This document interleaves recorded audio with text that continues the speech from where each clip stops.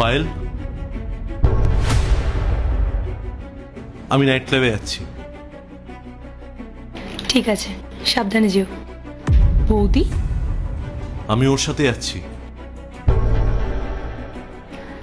এতে নতুনের কি আছে? তুমি তো রোজই কাউকে না কাউকে নিয়ে পার্টিতে যাও, এটা তো তোমার রুটিন হয়ে গেছে। তুমি যেতে পারো। তোমার তাহলে কোনো সমস্যা নেই? আচ্ছা, একটা কথা কান খুলে শুনে রাখো, আমি পার্টিতে গিয়ে কি করব, কি খাবো, কত রাত অবধি থাকবো, সেটা আমার ইচ্ছে। আজ সারা রাতে আমি বাড়ি ফিরবো না, ওর ফ্ল্যাটেই থাকবো, আর ও একা থাকে। ঠিক আছে, তাতে আমার কোনো আপত্তি নেই। তোমার যেটা ভালো মনে হয় তুমি সেটাই করো। শোনো, না ফেরার আগে একটা টেক্সট বা কল করে দিও, তাহলে আমরা আর তোমার জন্য রাত্রে না খেয়ে জেগে বসে থাকবো না। আমার কাছে ক্যাশ নেই, 60,000 টাকা মতো লাগবে।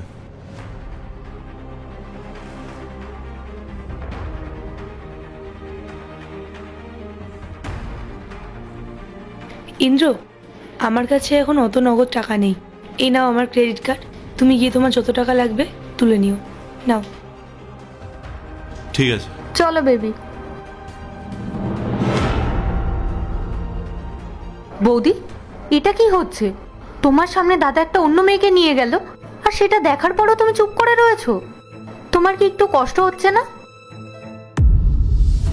ঠিক আছে, তুমি যদি দাদাকে কিছু না বলো, দাদা ফিরে আমি দাদার সাথে কথা বলবো। কোনো লাভ হবে না পূজা, আমি ওর স্ত্রী, ওর জীবন সঙ্গিনী হয়েও আমি ওকে শুধরাতে পারিনি। আর তোমার কি মনে হয় তুমি ওর সাথে কথা বললেই তোমার দাদা শুধরে যাবে? আমার কি ভালো লাগে বলো তো? তুমি কি মনে করো আমার কষ্ট হয় না? কিন্তু আমি একটা কথা খুব ভালো করে জানি, যে জোর করে কাউকে আটকে রাখা যায় না। ও যেই জীবনটা বেছে নিয়েছে, ও যদি সেখানেই সুখ খুঁজে পায় তবে থাক না।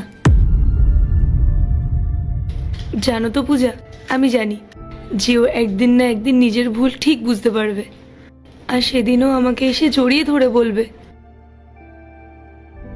যে পায়েল, আমার অনেক বড় ভুল হয়ে গেছে, প্লিজ আমাকে ক্ষমা করে দাও, তোমাকে ছাড়া আমি কোথায় যাব বলো? আর সেদিনের অপেক্ষা না করে আমি যদি এখনই ওকে জোর করে কিছু বলি, তাহলে ও আমার থেকে আরো অনেক দূরে সরে যাবে। পূজা, তোমার কাছে আমার একটাই অনুরোধ, তুমি প্লিজ তোমার দাদাকে কিচ্ছু বলো না।